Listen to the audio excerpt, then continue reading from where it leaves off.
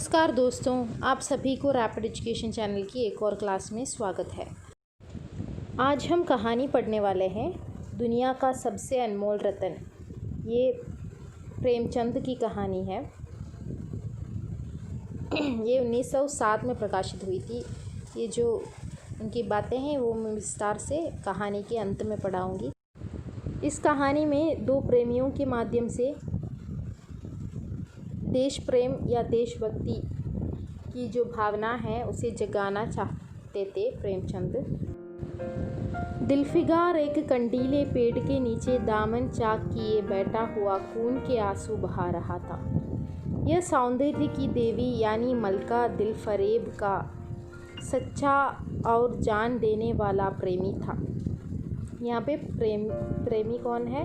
दिलफिगार है और दिलफरेब उसकी प्रेमिका है। वो उसके जान चिढ़कने वाला प्रेमी था। उन प्रेमियों में नहीं जो इत्र फुलेल में बसकर और शानदार कपड़ों से सजकर आशिक के वेश में माशूकियत का दम भरते हैं, बल्कि उन सीधे सादे भोले भाले फिदाइयों में जो जंगल और पहाड़ों से सर टकराते हैं और फरियाद मचाते फिरते हैं।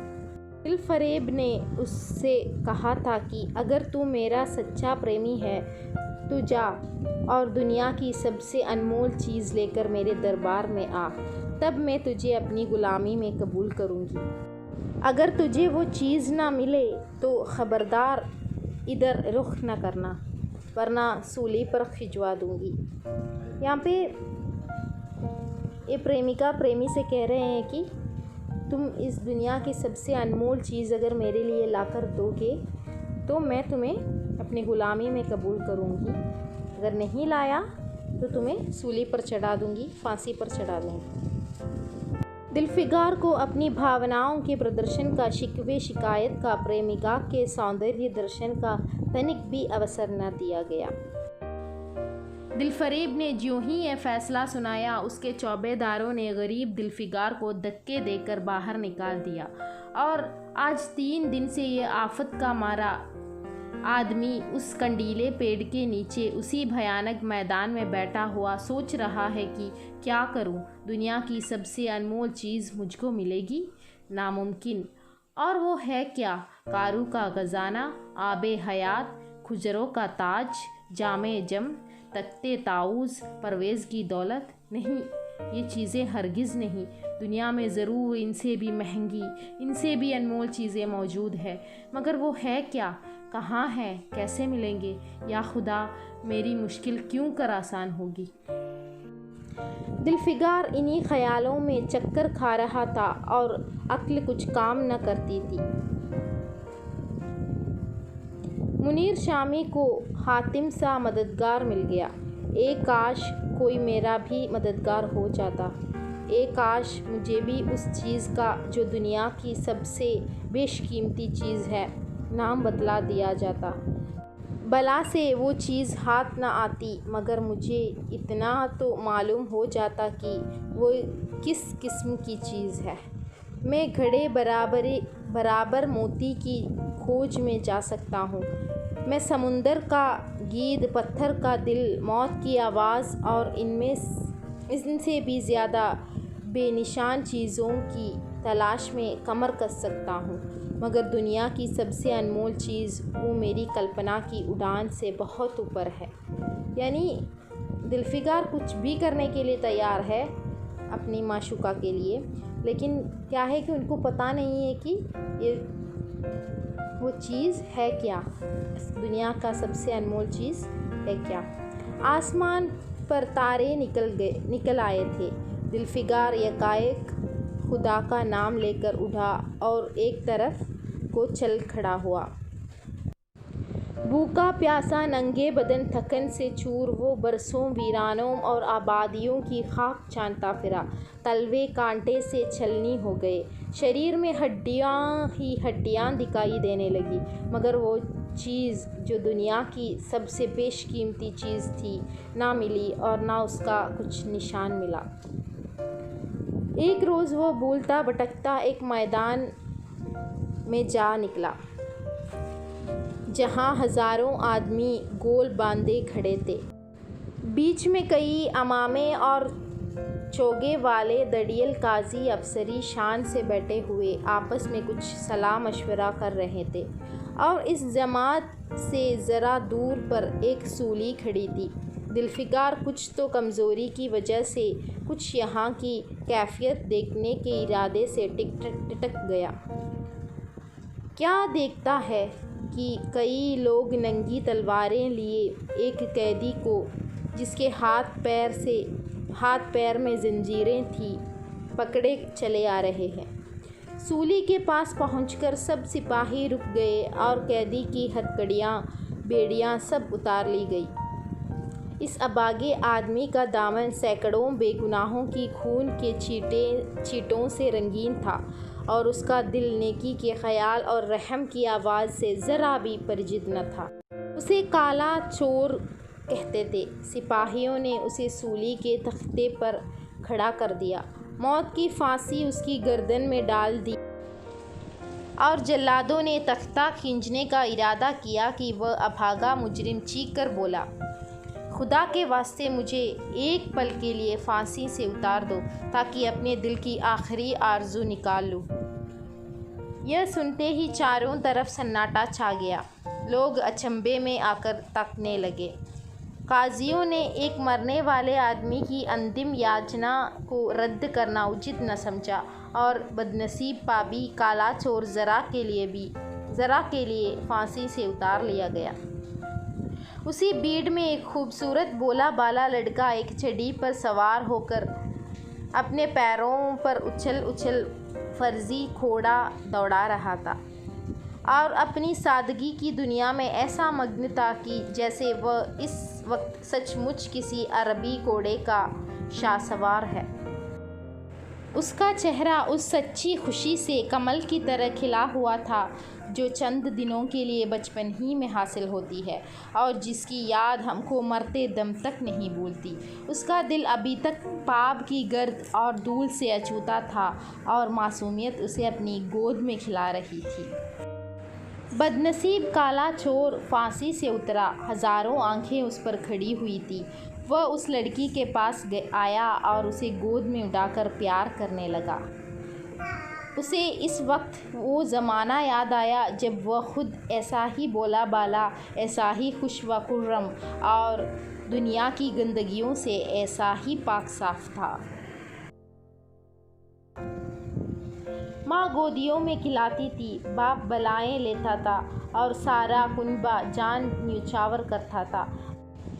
आह, काले चोर के दिल पर इस वक्त बीते हुए दिनों की याद का इतना असर हुआ कि उसकी आंखों से, जिन्होंने दम तोड़ती हुई लाशों को तड़पते देखा और ना झपकी, आंसू का एक कतरा टपक पड़ा। दिलफिकार ने लपक कर उस अनमोल मोती को हाथ में ले लिया, और उसके दिल ने कहा, बेशक यह दुनिया की सबसे अनमोल चीज़ है, जिस पर तख्ते ताऊस और जामे जाम और आबे हयात और ज़रे परवेज़ सब न्यौछावर है।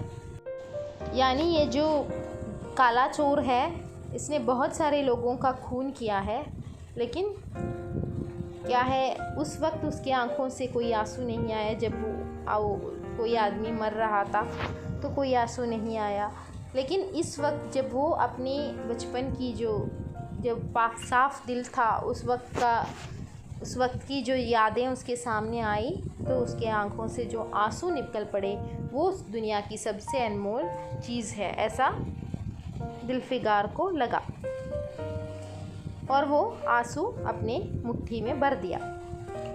इस ख्याल से खुश होता, कामयाबी की उम्मीद में सरमस्त दिलफिकार अपनी माशूका दिलफरेब के शहर मीनोसवाद को चला।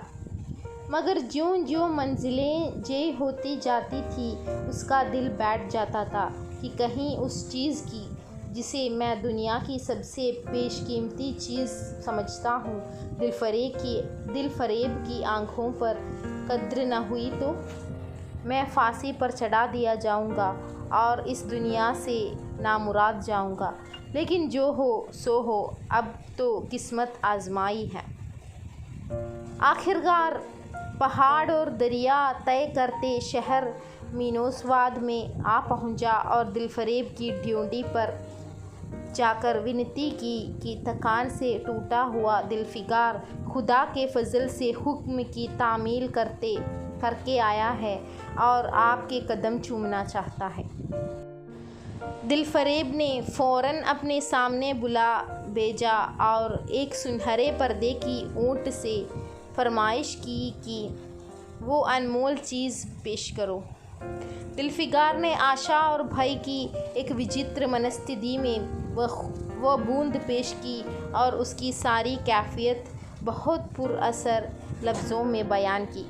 बेशक तूने दुनिया की एक बेशकीमती चीज़ ढूंढ निकाली, तेरी हिम्मत और तेरी सूझबूझ की दाद देती हूँ, मगर यह दुनिया की सबसे बेशकीमती चीज़ नहीं।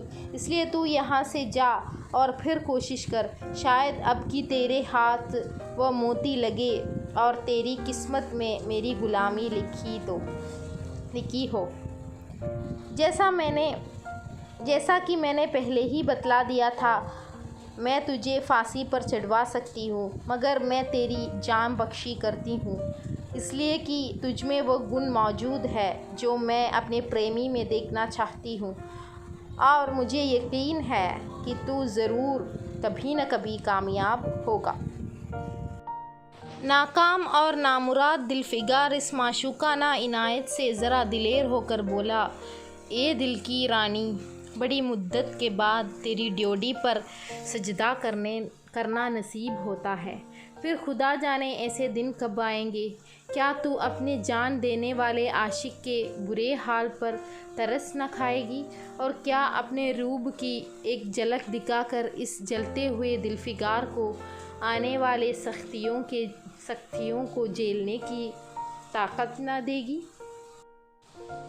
तेरी एक मस्त निगाह के नशे से चूर होकर मैं वो कर सकता हूँ जो आज तक किसी से ना बन पड़ा हो। दिलफरेब आशिक की यह छाव भरी बातें सुनकर गुस्सा हो गई और हुक्म दिया कि इस दीवाने को खड़े खड़े दरबार से निकाल दो। चौबेदार ने फ़ौरन गरीब दिलफिगार को धक्का देकर यार के कूचे से बाहर निकाल दिया। कुछ देर तक तो दिलफिगार अपनी निष्ठुर प्रेमिका की इस कठोरता पर आंसू बहाता रहा और सोचने लगा कि कहाँ जाऊँ। मुद्दतों रास्ते नापने और जंगलों में भटकने के बाद आंसू की यह बूंद मिली थी, और ऐसी कौन सी चीज़ है जिसकी कीमत इस आबदार मोती से ज़्यादा हो। हज़रते खिज़्र, तुमने सिकंदर को आबे हयात के कुएं का रास्ता दिखाया था, क्या मेरी बाह न पकड़ोगे। सिकंदर सारी दुनिया का मालिक था, मैं तो एक बेगरबार मुसाफिर हूँ। तुमने कितने ही डूबती कश्तियाँ किनारे लगाई है, मुझ गरीब का बेड़ा भी पार करो। ए आली मुकाम जिब्रील, कुछ तुम ही इस नीम जान दुखी आशिक पर तरस खाओ। तुम खुदा के एक ख़ास दरबारी हो, क्या मेरी मुश्किल आसान न करोगे। गरज यह कि दिलफिगार ने बहुत फरियाद मचाई, मगर उसका हाथ पकड़ने के लिए कोई सामने न आया। आखिर निराश होकर वह पागलों की तरह दोबारा एक तरफ को चल दिया। दिलफिगार ने पूरब से पश्चिम तक और उत्तर से दक्षिण तक कितने ही जंगलों और वीरानों की खाक छानी। कभी बर्फिस्तानी चोटियों पर सोया, कभी डरावनी घाटियों में भटकता फिरा, मगर जिस चीज़ की धुन थी वह न मिली। यहाँ तक कि उसका शरीर हड्डियों का एक ढांचा रह गया। एक रोज़ वह शाम के वक्त किसी नदी के किनारे खस्ताहाल पड़ा हुआ था। बेखुदी के नशे से चौंका तो क्या देखता है कि चंदन की एक चिता बनी हुई थी और उस पर एक युवती सुहाग के जोड़े पहने 16 सिंगार किए बैठी हुई थी। उसकी जांघ पर उसके प्यारे पति का सर है। हज़ारों आदमी गोल बांधे खड़े हैं और फूलों की बरखा कर रहे हैं। ये कायक चिदा में से खुद ब खुद एक लपट उठी। सदी का चेहरा उस वक्त एक पवित्र भाव से आलोकित हो रहा था। चिता की पवित्र लपटें उसके गले से लिपट गई और दम के दम में वह फूल सा शरीर राख का ढेर हो गया। प्रेमिका ने अपने को प्रेमी पर न्यौछावर कर दिया और दो प्रेमियों के सच्चे पवित्र अमर प्रेम की अंतिम लीला आंखों से ओंझल हो गई। जब सब लोग अपने घरों को लौटे तो दिलफिगार चुपके से उठा और अपने चाक दामन कुर्ते में यह राख का ढेर समेट लिया और इस मुट्ठी भर राख को दुनिया की सबसे अनमोल चीज़ समझता हुआ सफलता के नशे से चूर यार के कूचे की तरफ चला। अब कि ज्यों-ज्यों वह अपनी मंजिल के करीब आता था उसकी हिम्मतें बढ़ती जाती थी। कोई उसके दिल में बैठा हुआ कह रहा था, अब की तेरी जीत है। आखिरकार वह शहर मीनोस्वाद में दाखिल हुआ और दिलफरेब की ऊंची ड्योढ़ी पर जाकर खबर दी कि दिलफिगार सुरखरू होकर लौटा है और हुजूर के सामने आना चाहता है। यानी दिलफिगार विजयी होकर लौटा है। दिलफरेब ने जांबाज आशिक को फ़ौरन दरबार में बुलाया और उस चीज़ के लिए जो दुनिया की सबसे बेशकीमती चीज़ थी हाथ फैला दिया। दिलफिगार ने हिम्मत करके उसकी चांदी जैसी कलाई को चूम लिया और मुट्ठी भर राख को उसकी हथेली में रखकर सारी कैफियत दिल को पिघला देने वाली लफ्ज़ों में कह सुनाई और सुंदर प्रेमिका की होठों से अपनी किस्मत का मुबारक फ़ैसला सुनने के लिए इंतज़ार करने लगा। दिलफरेब ने उस मुट्ठी भर राख को आँखों से लगा दिया और कुछ देर तक विचारों के सागर में डूबे रहने के बाद बोली, ए जान निछावर करने वाले आशिक दिलफिगार, बेशक ये राख जो तू लाया है जिसमें लोहे को सोना कर देने की सिफत है, दुनिया की बहुत बेशकीमती चीज़ है और मैं सच्चे दिल से तेरी एहसानमंद हूँ कि तूने ऐसी अनमोल भेंट मुझे दी। मगर दुनिया में इससे भी ज़्यादा अनमोल कोई चीज़ है, जा उसे तलाश कर और तब मेरे पास आ। मैं तहे दिल से दुआ करती हूँ कि खुदा तुझे कामयाब करे। ये कहकर वह सुनहरे पर्दे से बाहर आई और माशुकाना अदा से अपने रूप का जलवा दिखाकर फिर नज़रों से ओंझल हो गई। एक बिजली थी कि कौंधी और फिर बादलों के पर्दे में छिप। अभी दिलफिगार के होश हवास ठिकाने पर न आने पाए थे कि चौबदार ने मुलायमियत से उसका हाथ पकड़कर यार के कूचे से उसको निकाल दिया और फिर तीसरी बार वह प्रेम का पुजारी निराशा के अथाह समुंदर में गोथा खाने लगा। दिलफिगार का हियाव छूट गया।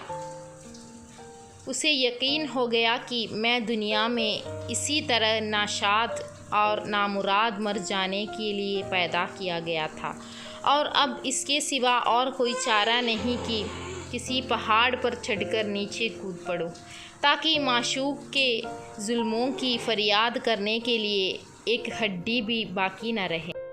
वह दीवाने की तरह उड़ा और गिरता पड़ता एक गगनचुंबी पहाड़ की चोटी पर जा पहुंचा। किसी और समय वह ऐसे ऊंचे पहाड़ पर चढ़ने का साहस न कर सकता था, मगर इस वक्त जान देने की जोश में उससे वह पहाड़ एक मामूली टेकरे से ज़्यादा ऊंचा न नज़र आया। यानी अगर किसी और वक्त वो ऊपर चढ़ने के बारे में सोचता, पहाड़ के ऊपर चढ़ने के बारे में सोचता तो वो नहीं चढ़ सकता था, उसको इतनी हिम्मत नहीं थी। लेकिन इस वक्त जो जोश उसके मन में भरा था जान देने का, उस जोश ने उसे ऊपर पहुंचा दिया।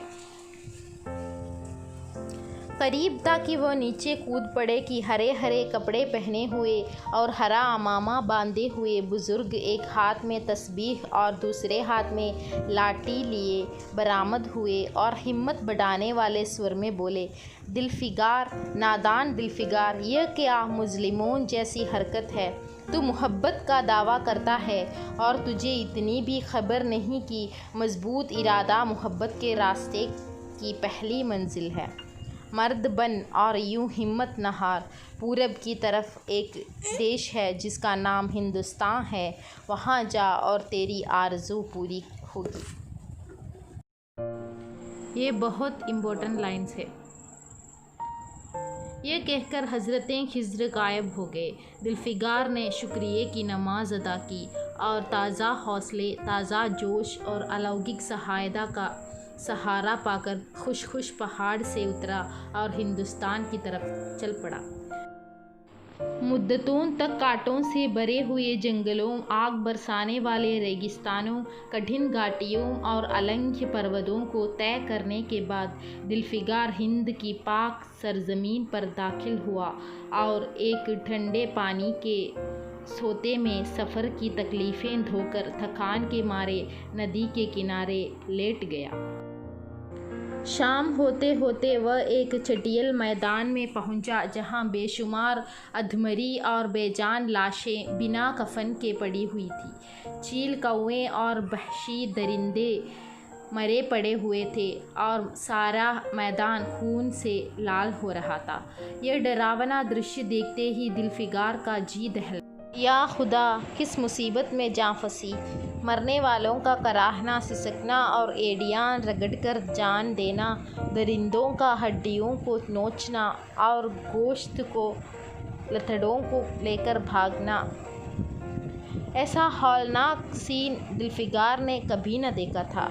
एकाएक उसे ख्याल आया, ये लड़ाई का मैदान है और ये लाशें सुरमा सिपाहियों की है। इतने में करीब से कराहने की आवाज़ आई। जुल्फ़िकार उस तरफ फिरा तो देखा कि एक लंबा तड़ंगा आदमी, जिसका मर्दाना चेहरा जान निकलने की कमज़ोरी से पीला हो गया था, ज़मीन पर सर झुकाए पड़ा हुआ है। सीने से खून का फव्वारा जारी है, मगर आबदार तलवार की मूठ पंजे से अलग नहीं हुई। जुल्फ़िकार ने एक चितड़ा लेकर गाँव के मुँह पर रख दिया ताकि खून रुके और बोला, ए जवान मर्द, तू कौन है? जवान मर्द ने ये सुनकर आंखें खोली और वीरों की तरह बोला, क्या तू नहीं जानता मैं कौन हूँ? क्या तूने आज इस तलवार की काट नहीं देखी? मैं अपनी माँ का बेटा और भारत का सपूत हूँ। ये कहते कहते उसकी त्योरियों पर बल पड़ गए।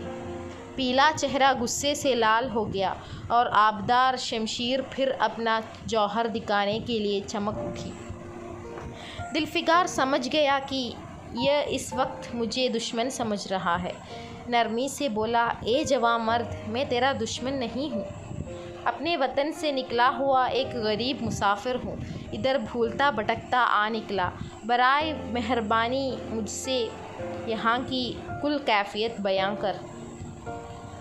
ये सुनते ही घायल सिपाही बहुत मीठे स्वर में बोला, अगर तू मुसाफिर है तो आ मेरे खून से तर पहलू में बैठ जा, क्योंकि यही 2 अंगुल ज़मीन है जो मेरे पास बाकी रह गई है और जो सिवाय मौत के कोई नहीं छीन सकता। अफसोस है कि तू यहाँ ऐसे वक्त में आया है जब हम तेरा आतिथ्य सत्कार करने के योग्य नहीं, क्योंकि हिंदुस्तान हमेशा आतिथ्य सत्कार के लिए जाना जाता है। तो उस वक्त जो 1907 की जो वक्त थे, तो हम ग़ुलामी में थे अंग्रेज़ों की। उस वक्त जो देशभक्त जगाने के लिए ये कहानी लिखी गई है। हमारे बाप दादा का देश आज हमारे हाथ से निकल गया और इस वक्त हम बेवतन हैं, मगर हमने हमलावर दुश्मन को बता दिया कि राजपूत अपने देश के लिए कैसी बहादुरी से जान देता है। यह आसपास जो लाशें तू देख रहा है, ये उन लोगों की है जो इस तलवार के घाट उतरे हैं और गोया कि मैं बेवतन हूँ, मगर गनीमत है कि दुश्मन की ज़मीन पर मर रहा हूँ।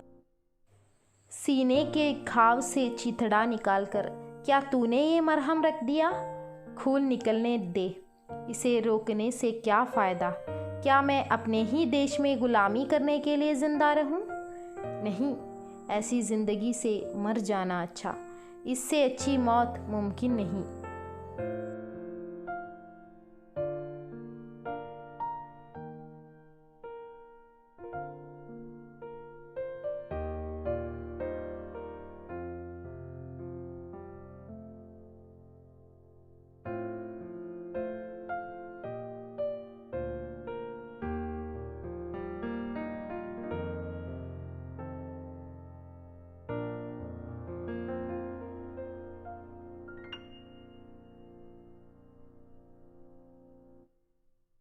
एक सच्चे देश प्रेमी और देशभक्त ने देशभक्ति का हक अदा कर दिया।